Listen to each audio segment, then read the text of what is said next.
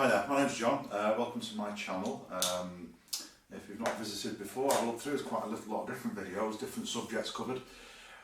It's the first one I've done about a drone. I've been watching all kinds of questions and bits of information people are putting up, and sometimes it just doesn't seem to make sense.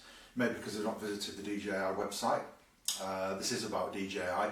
I've got the Mini Pro 3. And I've been very pleased with it. Stable aircraft, does everything I need it to do. And I'm just going to put up a few tips that I've found have worked quite well for me. So this is a little thing here. As you probably know, if you have flights in sport mode, it turns off things like the collision avoidance. It's got sensors for forward and downwards. If anything comes too close underneath it, it'll actually lift up a little bit. If you put it in sports mode, it does turn off some of these features. Okay. Now, I've heard people saying that you can't fly these indoors because it hasn't got GPS and it'll go mad. It doesn't use GPS if it's indoors. GPS won't make it suddenly change direction. Even on the collision avoidance, it'll look, if it sees something, if you're flying towards something, it'll put the brakes on. That's if that's what you've told it to do.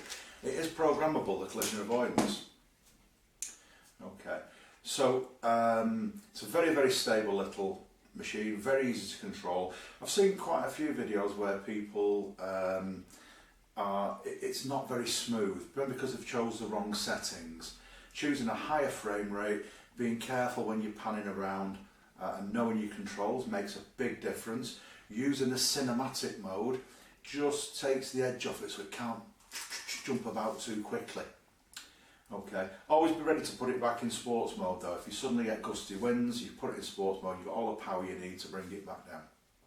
Okay, so another one that people talk about is the altimeter, the altitude, way it works out is altitude. Now, it does it like most aircraft with a electronic device which detects the barometric pressure.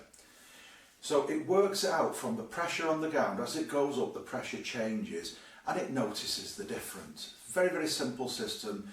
Your airlines use it. Yes, you can do altitude from GPS on an aircraft. These don't. These do it purely on the barometric pressure. So if you go to Ben Nevis and you're at 4,400 feet and take off, it'll let you do 400 feet above the point where you take off. It works out the pressure at the takeoff point and allows you 400 feet above that. Yeah, you can change the altitude, but I wouldn't do that because your box records altitudes you've been to, and that can get you in a heap load of trouble. Okay, so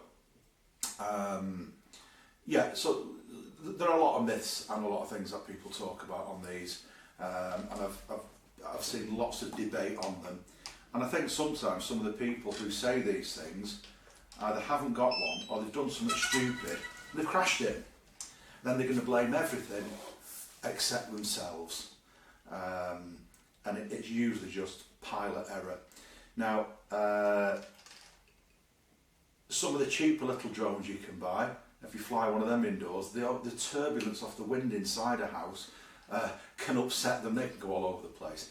These things are so good. Now, when it takes off, it actually takes an image of underneath. It actually remembers where it's took off from, and it'll use that imagery to keep itself in a steady position, even indoors. It can't work at night. If ever you fly this in the dark, you'll see that it really struggles because it'll not be able to find its exact point because it can't see. Unless you put some on the ground that's pretty well lit up. When it goes dark, its guidance for collision avoidance is done by sight. Okay, not infrared, not ultraviolet, not radar. It's done on sight. So, you know, they are good, but if they can see. Okay. So then, those who say they can't fly indoors, there you go. Stable, steady, steady as a rock. Now, if it's beeping away this now in red, because it's saying that there's something wrong. If I put my hand under it, it lifts. That's what collision avoidance is about. Okay? Now if I tell it to land, hold the stick down, even though it knows there's an object there, it will land. There you go. Got the information now, told it to land. Landing. And it's landed. Okay, so it can do everything you need it to do. They are very, very clever. It paused quite a while though when I told it to land. I'm just holding the stick down and I'm overriding all its collision avoidance. I'm saying land and it goes, okay, I'll now land, and that's what it did. So, very clever, like I say. There we go. So stick down. Watch, I'll do it again now. Hold the stick down. Go into landing mode, unless I override by pushing the stick up again. Okay, so again, hold the stick down.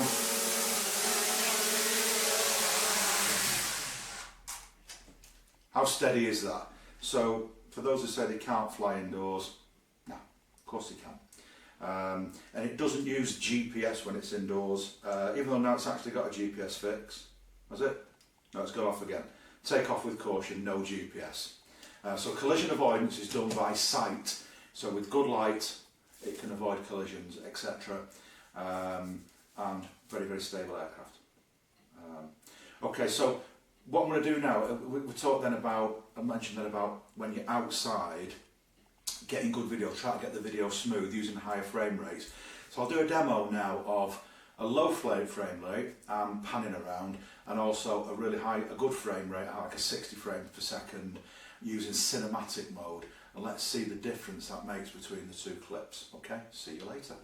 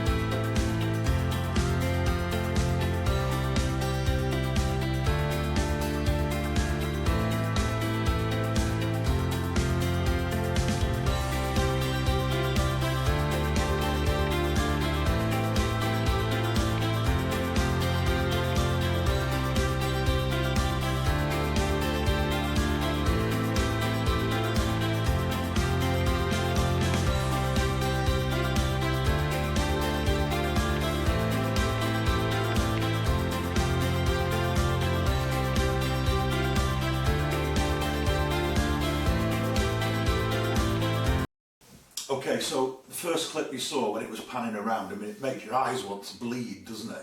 It's like very jerky. That's because it's low resolution and the controls are being used too harshly. The second clip, in the cinematic mode, more frame rate, double the frame rate, and trying to keep it smooth. And you see the difference it makes. Now, you might notice with small cameras on these devices, going up and down doesn't disturb the image as much as going side to side. It's just something to do with the lines work. So you'll always find that panning is always one that can be upset. Now, I did mention collision avoidance. I was talking about GPS. GPS really kicks into its own when it comes to return to home. So the drone's gone off somewhere, it's running out of power, or you tell it, return to home.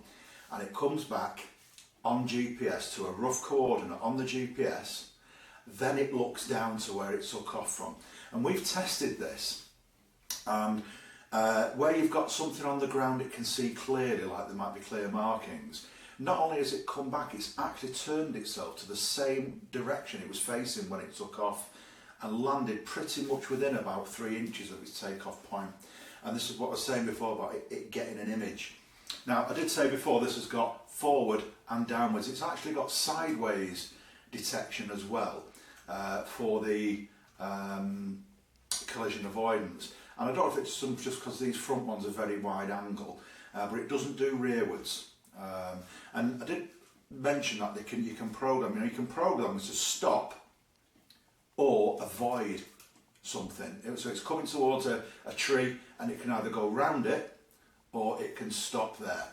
That is what some of the programmability you've got in these. Now, I had it at Liverpool Castle, it's called, near Horwich, where I wanted to fly through a doorway, and it wouldn't.